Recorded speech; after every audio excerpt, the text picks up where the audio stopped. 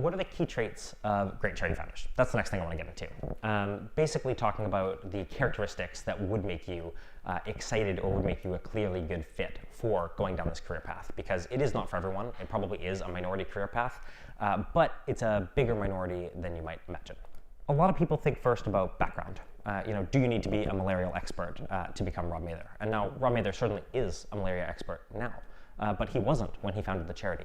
Often this background and this expertise and this getting very good at this specific cause area is acquired as you're working in the field. Even if you have something like a broad generalist background in global health, you're going to need to become a much more specific domain expert within that field. So background hasn't actually been the kind of unifying characteristic of the founders that are good. Having a background can speed you up a little bit, but it's certainly not necessary and not even that common amongst the strongest founders. Another concern people have is age. What if I'm too old or too young?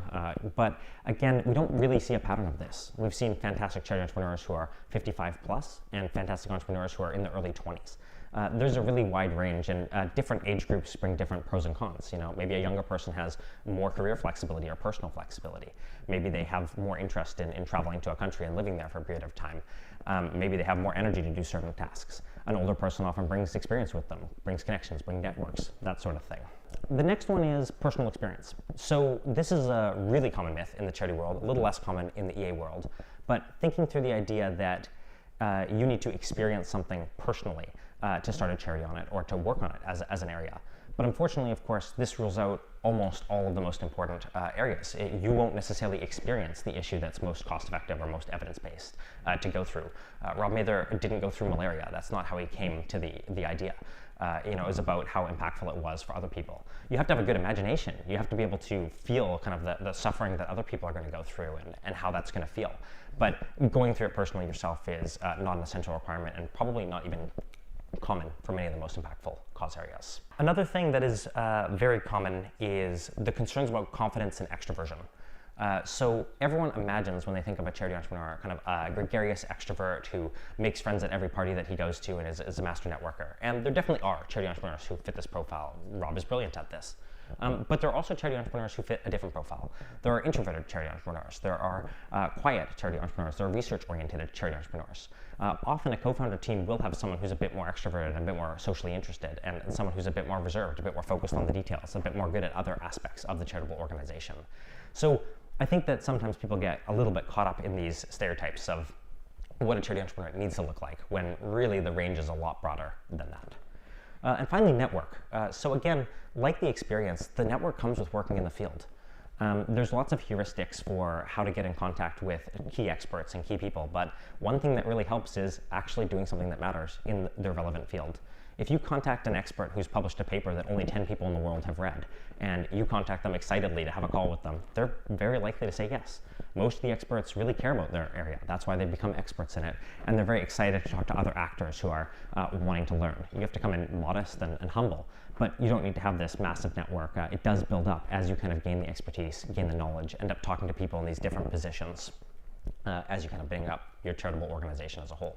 If we kind of go through that and we think about what traits actually really do matter, I want you to think about characteristics that are a bit more underlying, and we'll go through a few of these. So I'm going to talk about some of these characteristics, and I'm going to give some examples from charitable organizations that have exemplified this characteristic in one way or another. So the first trait I want to talk about is irrepressibility. So this is basically the idea that you bounce back from setbacks. It's kind of beyond resilience. It's about even coming back with more energy, coming back with enthusiasm, coming back with some positive feelings to challenges. Running a charity is tough. Running a charity when there's a COVID pandemic outbreak in your country of operation is really, really tough. And this is the sort of setback that can kill a lot of organizations. It can slow down their operations, it can make them totally unable to function, and some charities did fold during the outbreak. But having the kind of resilience to work through that and come back to the issue excited, trying to think about how to pivot around it to make the most impact that you could, really leads you to a different level of charitable organization. Another example is Haven from FWI, so Fish Welfare Initiative. Haven had to visit about half a dozen countries to really find out which would be the best country for FWI to conduct its intervention in. So he was visiting farms, dozens of farms, even seeing pretty extreme levels of suffering that were tricky. But he had the enthusiasm to know that in the long term, kind of witnessing this suffering or seeing these fish farms was really impactful and would eventually result in them working in the top country and having a huge impact. This is super, super important. There will be hundreds of decisions that your charitable organization has to make, and constantly new information coming in. Part of the reason why the charitable world isn't as efficient as it is because organizations are quite slow to update, they get stuck in their ways, and they can't move to do the most impactful thing. Having this sort of open-mindedness can lead you to much higher levels of impact. So, a couple examples from our field. Andreas started a shrimp welfare project. He came into the incubation program basically as open-minded as you can be. He was excited about every cause area. He was excited about every co-founder. He was very, very keen on just doing the most impact. That flexibility allowed him to find a really unique fit and might have resulted in a counterfactual charity existing that wouldn't have existed otherwise. Kiki is another founder who went through our program recently, and she encountered a challenge where there were two charities that could massively benefit from her skills.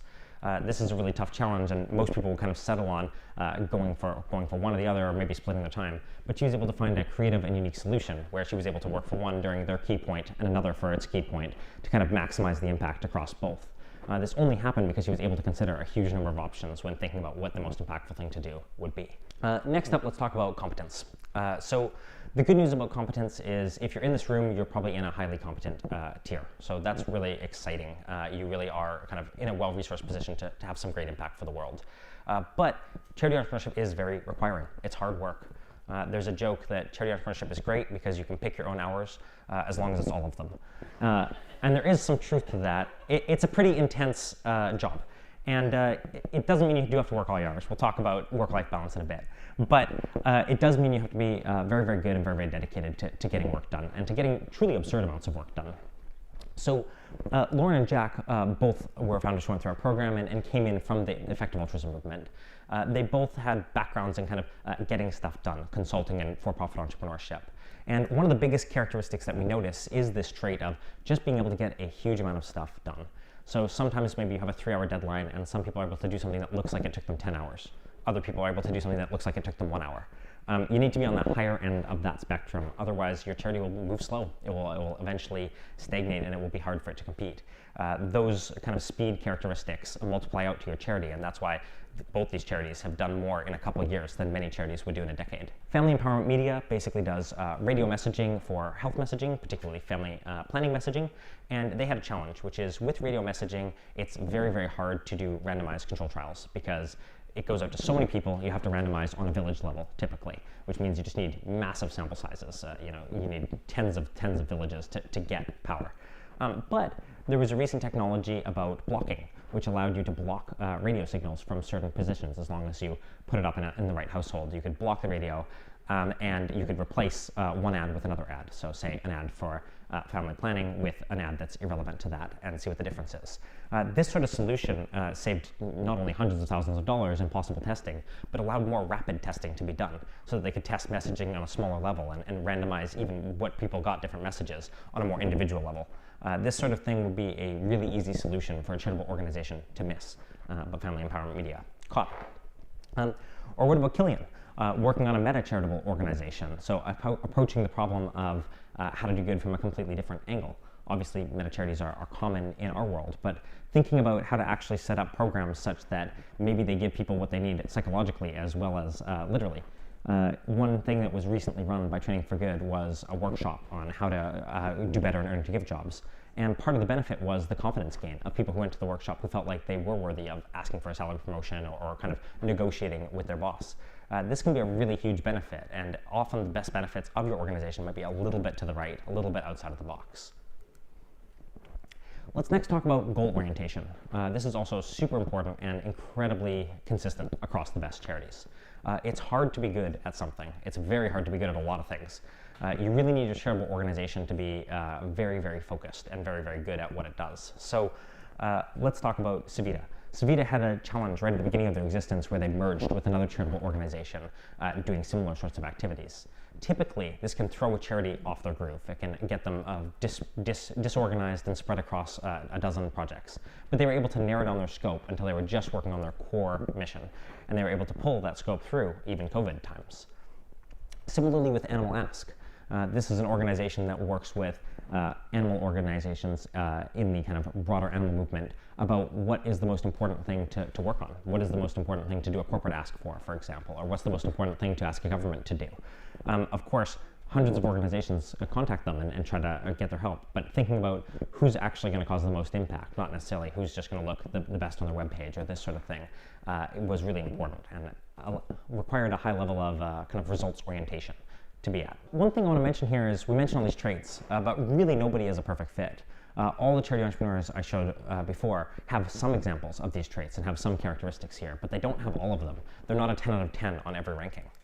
I want you to actually think through right now yourself about what of these areas you might score well on or poorly on, which of these areas you might score overall, how you might rank yourself on these sort of characteristics. I want you to think about what your colleagues and friends might say, because sometimes I notice a really big difference in what charity entrepreneurs might rank themselves on these sort of characteristics versus what friends and colleagues might rank them on these sort of characteristics. Sometimes it's different in a positive way. In fact, often it's different in a positive way, with people undervaluing their capacities relative to the people who know them. Imposter syndrome is really rampant in both charity entrepreneurship and the EA movement. So it's really important to think about not just how great a fit you think you are, but how great a fit other people might categorize you as or think of you as. So I said I'd swing back to kind of the limiting factor of charitable organizations. We talked about funding a little bit. There is a broad range of ideas. The limiting factor really is you, the founder, the person who is going to get this charity off the ground or not. Typically, when we're looking at our year of program applicants or our year of ideas, or thinking about how the heck will we scale this to have 10 charities a year instead of 5 charities a year, co-founder limitations are the biggest factor.